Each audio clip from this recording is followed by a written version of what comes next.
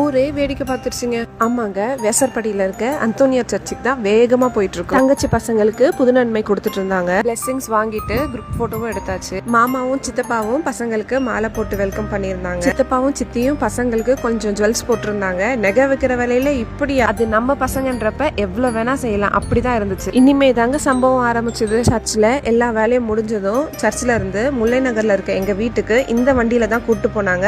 இதுல குதிரை இருந்துச்சு. இந்த வண்டி பேர் எனக்கு தெரியல, உங்களுக்கு தெரிஞ்சா கண்டிப்பா கமெண்ட்ல சொல்லுங்க.